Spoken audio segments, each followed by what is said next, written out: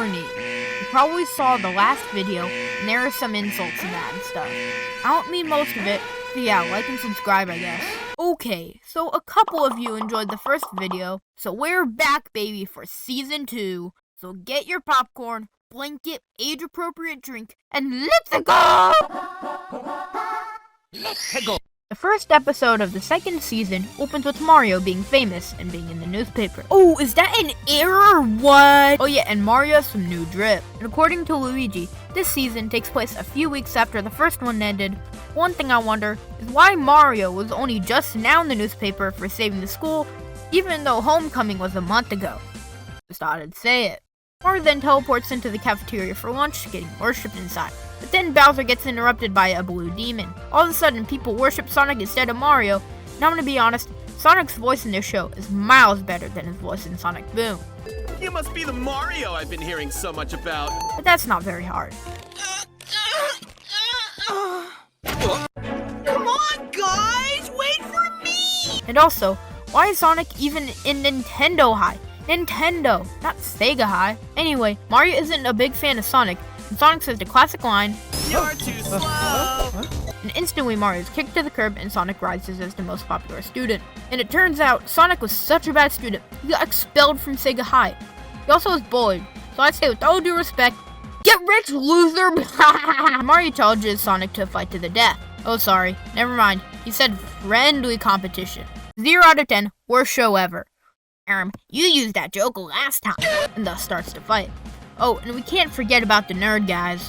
I highly doubt our very own Mario would go down to some spiky poser like Sonic. This reminds me of episode 139 of Starship X-Naut and the Grodus Chronicles, where Grodus faced a friendly rival, and it turned out that they... To be completely honest, I think Sonic is better in so many ways. Mario is way better, and you know it! He's sure. The first competition is Mario versus Sonic in a race. Why did Mario even agree to this? He saw how fast Sonic was, so he should know it's impossible for him to win. Oh yeah, and Lakitu has a gun. Mario obviously loses the race and is off to the weightlifting contest. Mario somehow wins and Sonic gets revenge on Mario. Sonic attempts to cook for the cooking contest, and long story short, Gordon Ramsay would be less than proud. Kill yourself! Sonic loses again in the painting contest as he tries to nostalgia bait the judges with dead memes. But he failed, most likely because the judges are iPad kids, and the only art they know is random heads singing in toilets! I'm sorry, just 6-7 has done a number on me. Finally, Mario loses his win streak as Sonic wins an Oscar. We then see a montage of more friendly events. The final event is a swimming race to the other side of Cheap Cheap Beach! Now I don't know if you remember, but Sonic can't swim. I mean, how could you forget those water levels in the OG games? Those levels caused me real-life PTSD. Coming in contact with liquid breaks me into tears. What a loser. It's really hard, okay? Wait, what were you talking about? Sonic then tries not to touch the water, but Mario nearly gets eaten by fish, so Sonic spin dashes into the fish. He falls into the water. So it looks like Sonic finally got what he deserved. Oh come on! Mario and Sonic make up, and the episode finishes with Tails and Knuckles saying something mysterious. Let's go! Episode 2 opens with Mario and friends being invited to a spooktacular party and enter some definitely not shady mansion. Mario then meets the host of the party, Helen Gravely. I've been dying to meet you. Well, that's not creepy at all. It turns out, Helen didn't want Mario to bring friends, which we have no idea why. It's not like she would want to kidnap Mario or something. What even makes you think that? Helen then backs out to put on makeup or something, and Peach takes a seat at the table. Oh, and Mario sits next to her. How romantic! And Luigi sits in a spot that Mario was supposed to sit in, so maybe something bad will happen to him. Also, Wario puts on the scariest costume possible. A job! And with the flicker of light, Luigi disappeared. Everybody looks for him to no look. Good. Why, you little... Mario says to everyone to split up, but then... Do you watch horror movies? Never split up in a creepy old mansion. I mean, we can cover more ground if we split up in twos. This is a big house after all. I call Link! What's that? Hello? What the crud is that? Mario? Can you go with me? I'm, a little scared. Do you want to go? Sure. I'll, keep watch here. Great. Looks like I'm riding solo. Turns out that Luigi fell through some trapdoor and he somehow survived this giant fall. In other words, Luigi is practically...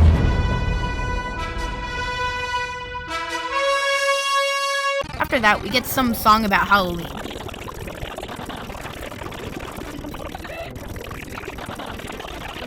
Then it cuts to Link and Zelda wandering around, and then they get caught by some ghost.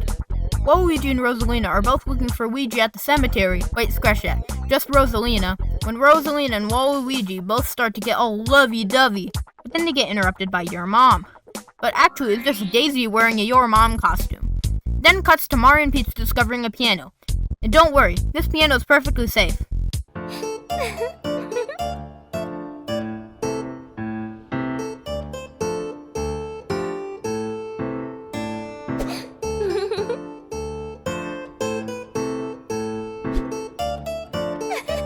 Like I said, it's safe. Then cuts back to Luigi in the cave, and he gets to hear another song. Clearly intended for Mario. They eventually realize that they have the wrong brother, but they don't really mind and start thinking what to do to Luigi. But this doesn't make any sense, as why would they kidnap him, but not plan what to do? That'd be like opening Google Maps for a road trip, starting to drive, then throwing the phone out of the window for no reason. Mario also is fat, and he tries to sit on the booby-trapped chair. He falls, disrupting Boo's plans. But Boo thinks Wario is Mario because of his costume, but Wario is so ugly that the ghosts retreat, and there is another cringy scene that I won't show. You're welcome. Again. Episode 3 starts with Nurse Joy forcing everyone in her class to take care of a Pokemon egg. Then see a montage of kids being partnered up to take care of an egg. And apparently Team Rocket exists in this messy universe too. And one really cool detail that I appreciate is that if you didn't notice, Meowth looks a little bit different. And that's because they made this younger Meowth look like a scrapped baby evolution from Gen 2. Anyway, Team Rocket have some sort of plan to steal the eggs. Why do they want some eggs? Then Nurse Joy babbles on and on about Pokemon, and what they are and all that, like she's some sort of professor. Mario and Luigi are freed from class, and Sonic has his own Pokemon, being a Ninetales. Get it? Tails? Like his friend Tails? Speaking of funny jokes, Luigi names the egg... Shelly! Bruh. After that is a montage of Luigi taking care of the egg, and Mario not being much of a fan. Eventually, Mario comes home to see an angry Luigi, as Mario forgot it was his turn to take care of Shelly. Mario and Luigi get into a fight, and Mario says something about their parents. Maybe they'll talk about in this season's finale, Mario then tries to talk to his egg, to no avail. Then Professor Oak comes out of nowhere and gives Mario a pep talk. After that, Mario is back in Nurse Joy's class, but she has a replacement being Nurse J, who is definitely not Jessie. Nurse J says that Nurse Joy got the Pokerus, and if you didn't know, the Pokerus is basically a virus that your Pokemon, and only Pokemon, can get, which makes them stronger and stuff. But only Pokemon can get it, so I guess that adds even more proof to the Nurse Joy's enchanting thing. But then Nurse James comes in unexpectedly, blowing Team Rocket's cover, so they say the Team Rocket motto, "Prepare for trouble." And make it double. To extend our reach across the sky. To steal the Pokemon of Nintendo High. Jessie. James. Team Rocket thrives with flair and sass. We'll hand out Fs you'll never pass. Meowth here, the best in class. And steal the eggs. But there's one thing that they haven't stolen the hatches, revealing a baby Zapdos. Oh boy. Team Rocket interns blasting off again! Everyone eggs start to hatch. It turns out that Mario and Luigi's egg is a Yoshi.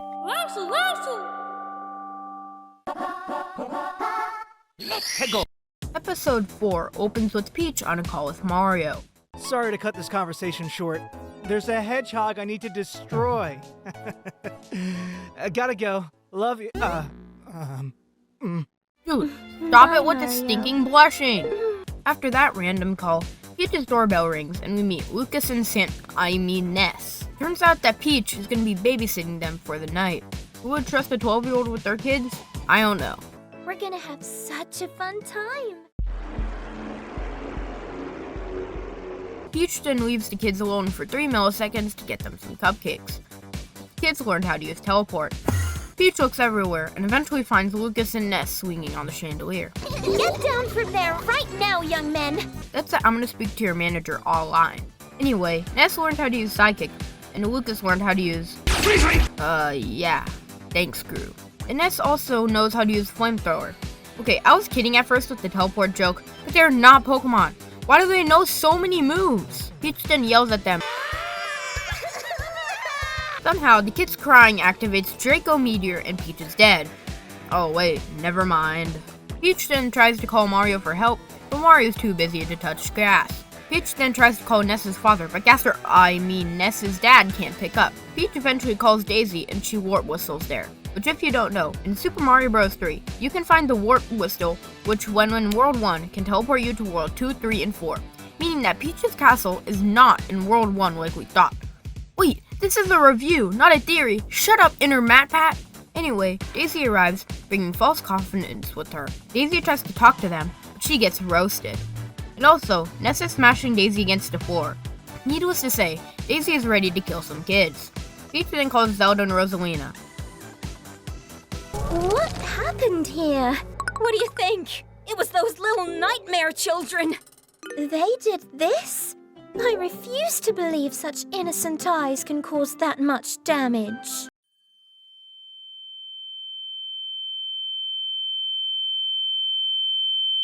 Zelda and Rosalina try to trap the kids in bubble thingies, emphasis on try, and Peach is crying. We then get some sort of flashback and... Wait, Peach has a mom? What? Peach then sings some song and the kids fall asleep. But if they wanted them to fall asleep even faster, Peach could have just put on Friday. Or they could have just watched one of my videos. Hey, speaking of my videos, the girls then fall asleep, and the kids are gone. And as a thanks for risking their lives, Peach gives the girls a cupcake. A single cupcake. 1. Not 2, not 3, just 1. Wow. Just wow.